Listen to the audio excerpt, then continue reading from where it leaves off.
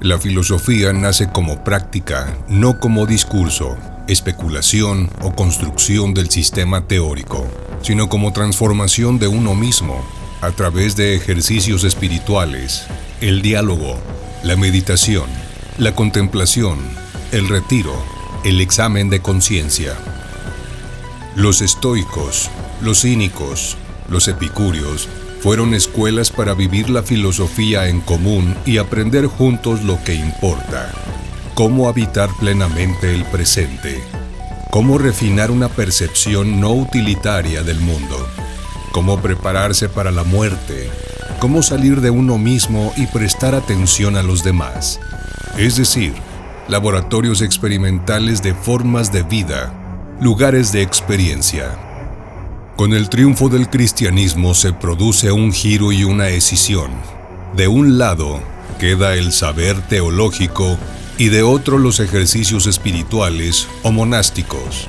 Todo ello en medio de una desconfianza general hacia lo sensual y terreno. Nuestra relación con el saber es heredera del corte teológico. Pensemos en las universidades. El conocimiento se transmite allí a cuerpos inmovilizados, separado de la pregunta por cómo vivir, de las prácticas y los ejercicios espirituales. La verdad que se busca ya no es la verdad sensible o la verdad ética a partir de la cual conducirse en la vida, sino una verdad abstracta o científica. Hoy seguimos sufriendo las consecuencias de esta escisión.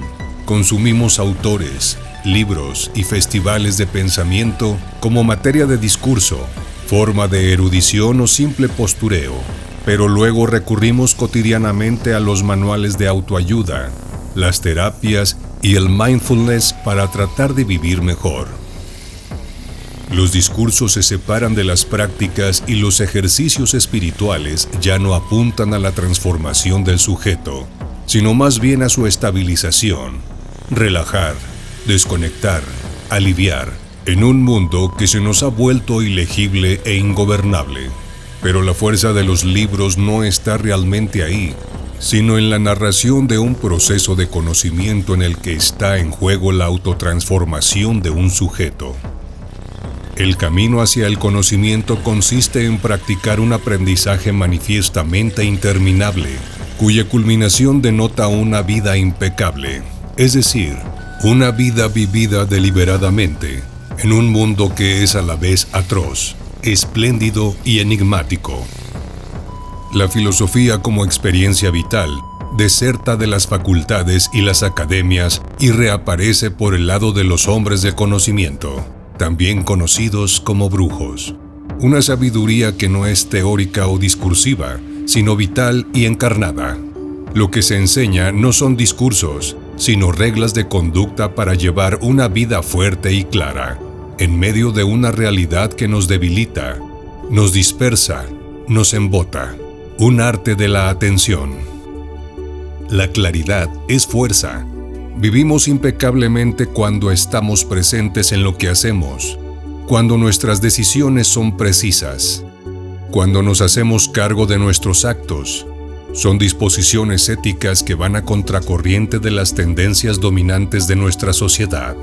La tiranía de la visibilidad y la transparencia, la subjetividad victimista, el deseo de inmortalidad.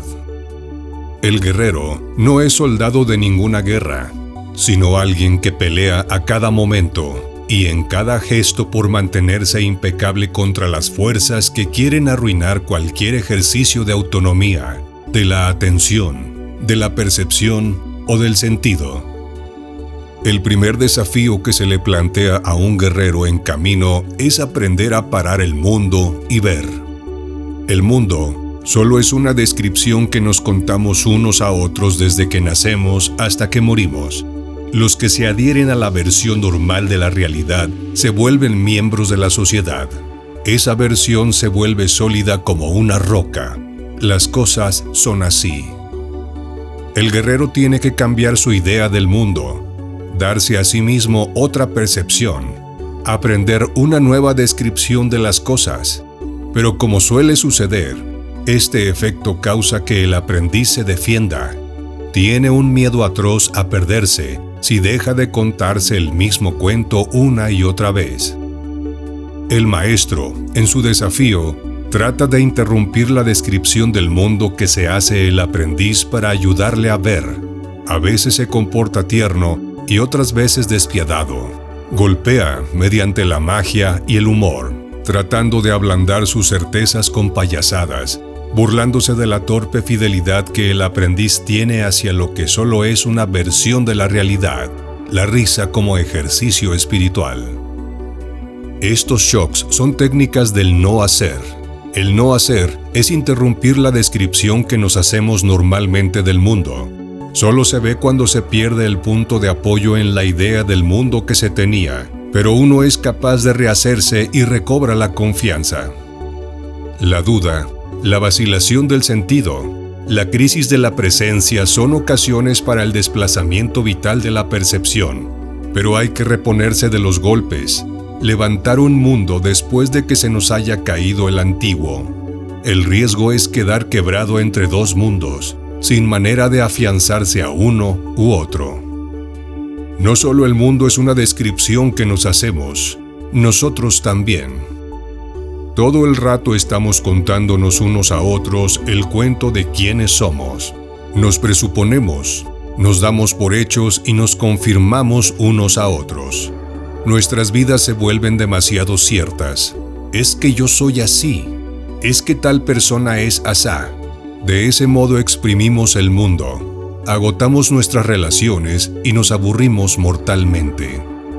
Buscamos constantemente el reconocimiento, pero así quedamos presos de los ojos de los demás, porque ese reconocimiento o la aprobación es un like. Solo se nos da el precio de fijarnos en una identidad que debemos reproducir una y otra vez. La fama es desde ese punto de vista la cárcel más severa. La búsqueda de aplauso nos exige repetir el mismo gesto, el mismo truco, el mismo tema. Hazlo otra vez. Esa fijeza nos debilita. No presuponer o idealizar a los otros. No dejarnos presuponer o idealizar. No dar por hechos a los que nos rodean. No darnos por hechos. Mantenernos alerta y estar siempre dispuestos a renovar la mirada sobre los otros cuando sea necesario. El guerrero sabe mantenerse libre, fluido e imprevisible. No se aferra a la seguridad de una identidad. Borrar la historia personal es el arte de ponerse al alcance y fuera del alcance, de estar ahí y a la vez dejar espacio. La niebla que creamos a nuestro alrededor no está hecha de mentiras ni sirve a la traición, sino que protege la libertad de fluir y de cambiar, de ser y no ser, de aparecer y desaparecer. Es una estrategia de anonimato. Solo aquel que no ha sido responsable con el uso de su energía personal sufre los ataques cuando está débil, cuando él mismo se ha debilitado con sus comportamientos, cuando actúa como una víctima. Todo le ofende y le inquieta, chilla, se queja y siente que todo el mundo le hace bailar a su son, convirtiéndose en una hoja a merced del viento. No hay poder en su vida. La víctima se compadece, se lamenta, se indigna. Es un objeto de la fatalidad. Tiene su centro de gravedad fuera de sí. Libra batallas de desconocidos.